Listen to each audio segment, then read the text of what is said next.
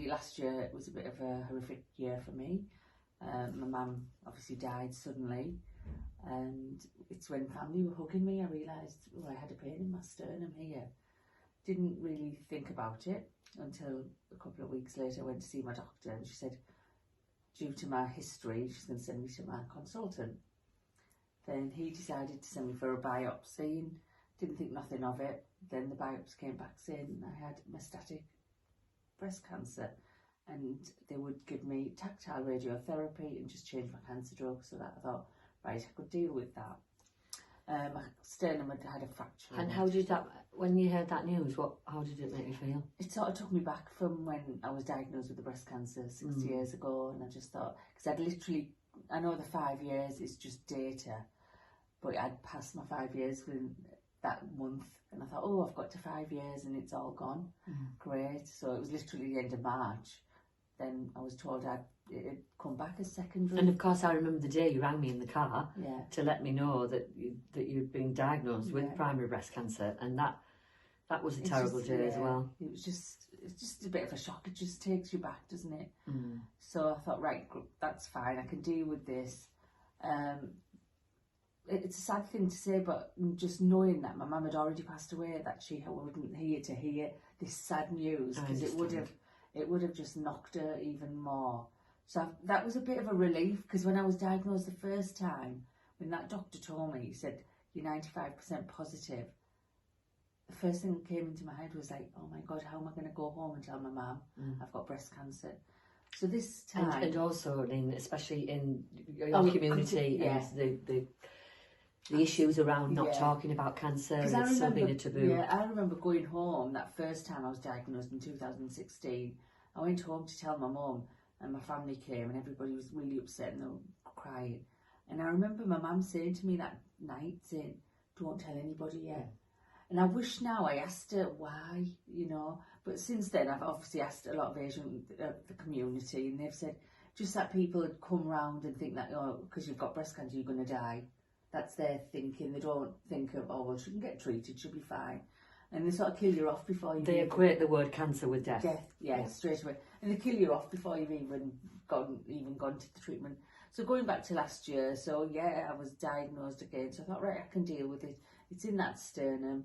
There's obviously treatment they can deal with. And then my consultant said to me, right, I'm going to send you for a PET scan. And I didn't think nothing of it. And obviously the day I waited for my PET scan for the results, they said they would ring me that day in the garden. I remember it being nice and sunny. A friend had popped in and my phone had rang, and it was like caller ID, and I thought, oh, here it goes.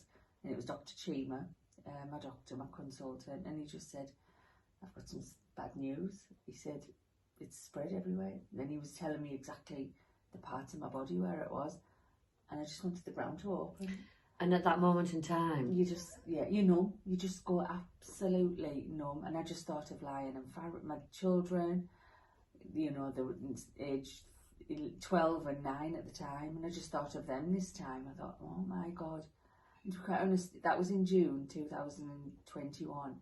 I didn't think I'd be still sat here with what he told me, because it had spread so far.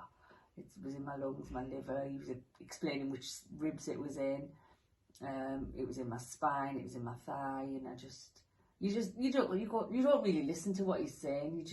You go out. It's like an out of body experience. You think it's not happening to you. And the thing is, at that time, who else did you know other than me who had secondary breast cancer? Nobody, not really. So it's still a very isolating thing to go through. Yeah. And how are you feeling now? Do you know what? And what treatment are you on? Right, so from then, I had an appointment to see the oncologist, which is my same oncologist I had 6 years ago.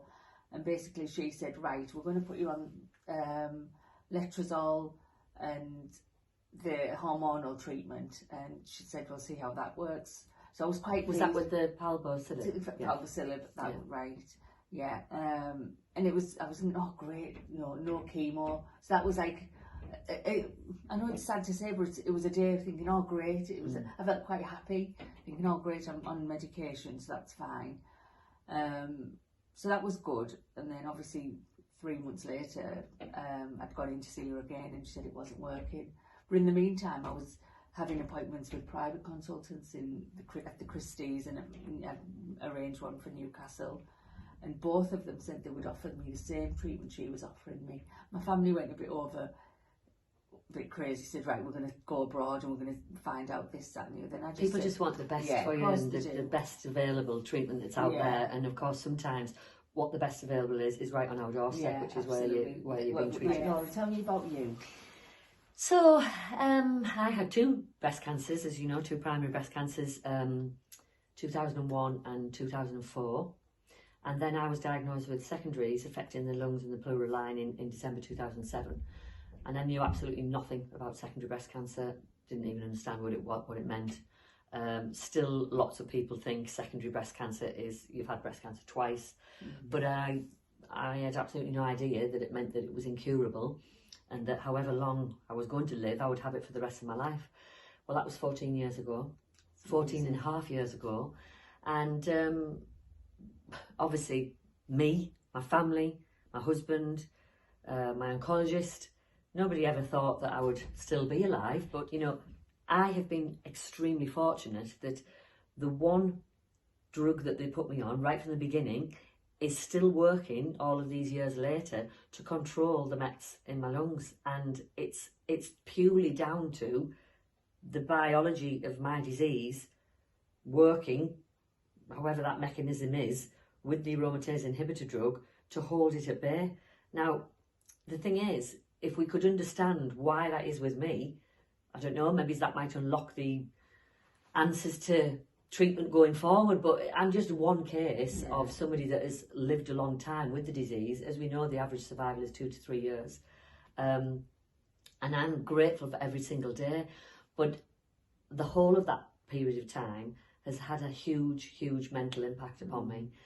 So I get my tumour markers done every 16 weeks. I've opted not to have scans for a little while now. But it's the mental impact and the day-to-day impact of living with the uncertainty.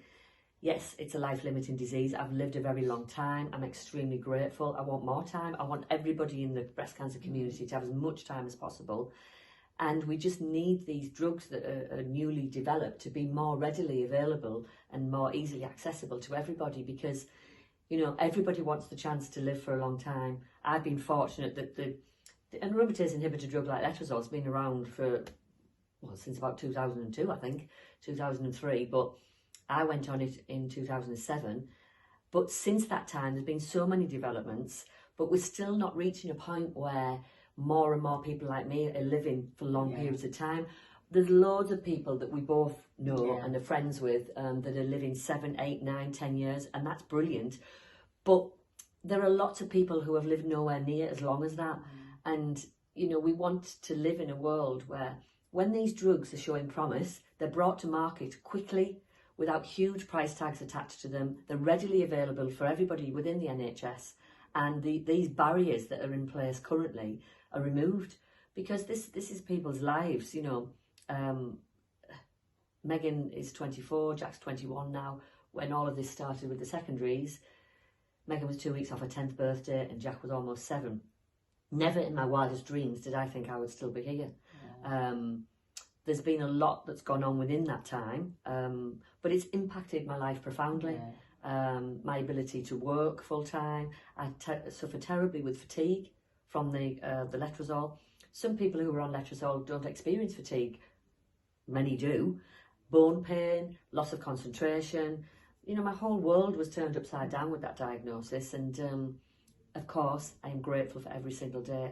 But whilst I am here, I want to try and get involved in things like this, where we're talking to one another and helping to spread the word about what secondary breast cancer is, what still needs to be done, and especially in your community, and examples of communities like yours where it's just not discussed because it's seen as shameful and a taboo topic. You know, you and I have known each other since we were late teenagers, and we never thought we'd be in this situation, but we are, and we're helping each other and trying to guide each other along. But on a much wider scale than that, there's still so much that needs to be done. There's Nina's and Laura's all over the UK, and we're just one little part. But we're trying to talk and share. Reach out to as many people. Exactly. Possibly can. Exactly. Yeah. Love you. Love you too. Love you.